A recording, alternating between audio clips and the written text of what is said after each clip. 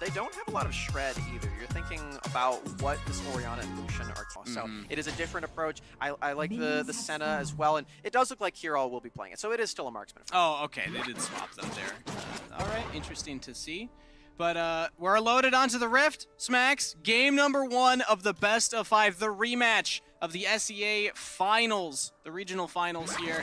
Again, a reminder, that one was a best of 7. SBTC took it 4-1. Team Secret hoping to get revenge before that performance. It's already the Dragon Lane skirmishing a little bit, trading their health bars. Yeah, this is quite a bit of damage that comes from the Lucian.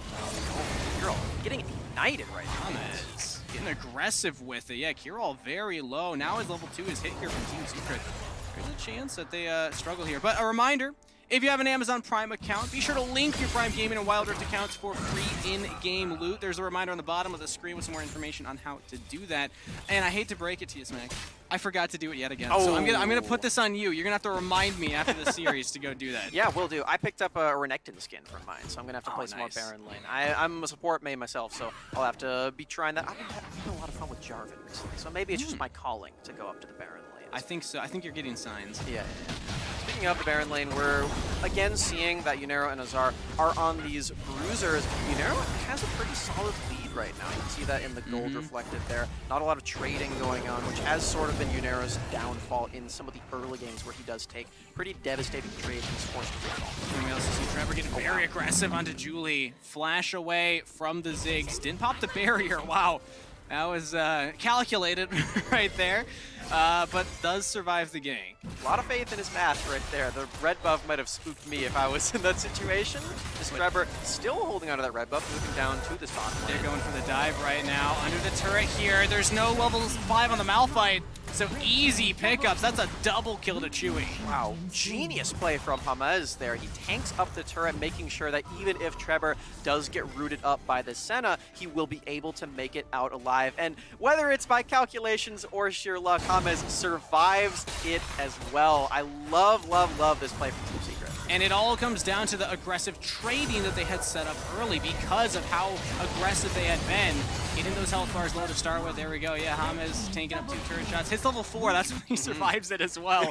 Was willing to just give his life away for the cause. Maybe it is sure luck by the end, but you can't see your EXP. You're all very low. Rude, but it's not going to be enough. Flash from Kirol. Flash forward by Chewy. 3 kills on the board now, as Akino has to flash away as well. Things not looking great for SBTC's Dragon Lane. Definitely not. That one didn't even need any jungle intervention either. Team Secret's Dragon Lane duo are spiraling out of control. They're diving further. They want more. The knockup lands, and yet again, Hamez taking up the turret. Good guy support.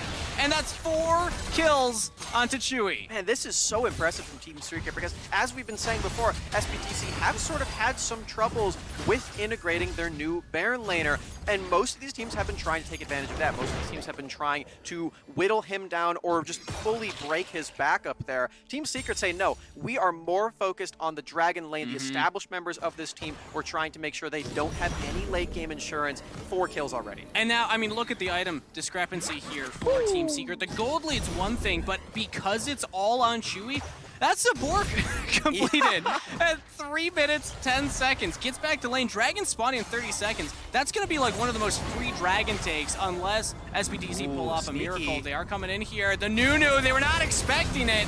Knockup lands on Hamez. Flashes away, but the damage is there. Chewy trying to get away. Level 5 now hit for Akino. 2 kills for SBTC. That was so creative, Kangas, using the Black Mist to sneak in the Nunu and Willem with the snowball. I love that play. That's so creative and sneaky. And then Akino, of course, hits level 5, making it a clean double kill for them. Matching that bottom lane strength. One of those kills did go to TF, who is rolling mid now. Yeah, has the first item completed here. So, I mean, right as I said that, how strong Chewy was, that's a shutdown. That's a lot of gold injected now into the pocket of SBTC. They're narrowing that gap. Now it's only 1,000 differential from close to 3K that it was before. That's good news, as now both teams are looking to group up around these objectives. Skeletal Grab take and Team Secret, they don't necessarily want to start this dragon. They're not feeling confident enough. Yeah. Despite the death, Chewy is still the most fed member in the entire Rift. He is very, very powerful, but as you said, Team Secret feeling more skittish around this objective, maybe not going to start it up quite yet. Neither team wants to give up footing here, though. neither of them are going over to that Rift Herald, which we have seen prioritized a lot in the other games of this tournament. Jeff's walking up. He's all alone, though. There's a Ziggs bomb. There's the Nunu Consume. They could just look to steal this right now. Julie backing him up, but no steal taken. The Dragon secured there by Team Secret, and SBTC, they wasted a lot of time doing that too. That's time that they could have been on the Herald. And now, Azar's joined in here. Trevor's trying to get some damage in. TF, he's tanky, but not tanky enough. That's a kill. Shockwave misses, but still, Team Secret find a kill. Great work there by Azar, waiting in preparation for the play. No way. Flash forward onto Chewy. 1v1. Ignite as well. A solo kill for the quote-unquote support Malphite. Okay, well, I guess you're not that bad, Chewy. I thought nobody could take you on at this point of the game, but I suppose I forgot that Malphite is in fact just a rock. So he does beat. I guess, you know, scissors are sharp. That's kind of like the blade of the Rune King. There's an analogy there somewhere, but that's again huge news for SBTC because that gold lead could have kept ballooning. Even if you build ability power on this Malphite, you do still have that attack speed slow built into the slam on the ground. You have a lot of armor built into your slaps as well. So a lot of ways to deal with this solution, as it turns out, not to mention the gigantic knockup of the unstoppable force well played by Akane. He's going to have that tool throughout the rest of the game. Also just damage. Malphite does in fact do a buttload of damage. When you help before Ziggs can fully explode that one, I believe. But it's not going to stop Julie from attempting to get to that point. TF again. Yep, they're just doing, I think they should see it that time. Oh, maybe not the shockwave. That did some damage. No follow-up from the rest of Team Secret, and SBTC, they just back off. Well defended by Team Secret, and now they want more. They're rotating faster up into this mid lane. The bleed onto Azar. Yanero will trade a kill. Very impressive there on the Darius. Azar trading kills. He knew that he was going to die, or at least he should have, because all of the bleed stacks were on top of him at that point. The Decimate does a lot of damage alongside the Noxian Guillotine right there, so Azar was surely dead. But he locked in with the Hextech Ultimatum, making sure that it was a decent trade. That's the root. Consume. Doesn't have the snowball anymore, though, so pull back off. Still has a kill. I mean, when's that going to go down, man? I feel like at some point, you might as well just drop it and get the guaranteed turret, but they really want to get this bottom turret without the Herald, but because they took so long, that's first turret gold over to Team Secret instead. Yeah, this is an unorthodox version of the split push jungle. It's not the Jax or the Fiora, but Lee Sin perfectly capable of doing it as well. Nice bubble. Yet again, now SBTC are diving under the turret, and they just completely botched the play. Akeno just goes very far forward. Team Secret absorb it with the counter of the Nami ultimate, the Orianna Shockwave as well, and Team Secret, they still have their bottom turret. SBTC have yet to crack it. I like that move from Julie in the middle of that Shockwave. He buffered his satchel charge, so he was able to pop right out of danger. Just a nice mechanical play from Julie on this Ziggs, champion that we haven't seen him play too much in this tournament, but very experienced on. To see this dive from SBTC, Akeno just diving past his backline. We mentioned in the draft that this is something that could potentially happen to SBTC if they weren't careful, if not they weren't. Now that play works if Herald had killed the turret, but instead they drop the Herald mid lane, will get that turret. Team Secret have to back away. They cannot defend the inevitable. The Rift Herald does finally get an objective for SBTC. It's a different area on the map, and at this point, they are very far behind in gold. Team Secret, they have found themselves in a very comfortable position right as the Baron is starting to come on the table. Shockwave, a pretty short cooldown too. Tatsuri has that ready for another team fight if Team Secret want to go for one. It looks like SBTC are moving around this top side of the map, moving Julie over this blue buff, you have to imagine. And yeah, just both teams knowing exactly what each other want out of this next fight. They want to go for this Rift Herald, they want to take a fight. But again, the ultimate cooldown for Team Secret are here and very scary. The Herald started up, but not committed to by Team Secret. They decide to back away instead. As SBTC have grouped up in this area and want to contest for control of the mid lane, they get that shoved out. Now top lane's shoved in as well, so SBTC are looking for a potential team fight. Again, if they can get the front to back, if they can get their 3 beef balls in front of the Ziggs and Senna, their composition is still scary. Flash forward by Yanero, looking to start up the plays for the team, and does get a reactive flash out of Team Secret. Have to be more careful in this next team fight as SBTC set up battle lines around this Rift Herald. It's reset, but it's not going to stop them from attempting it a second time. The stealth snowball once more, Kangas. Oh, Akino again. They just are trying to hard force these engages, and the counter engage from Team Secret is massive right there, but Yanero's buying some time. SBTC, they can still do this. They get the first kill. Trevor's down. Now they're trying to get away. Now Team Secret with the chase down. Azar just getting bullied.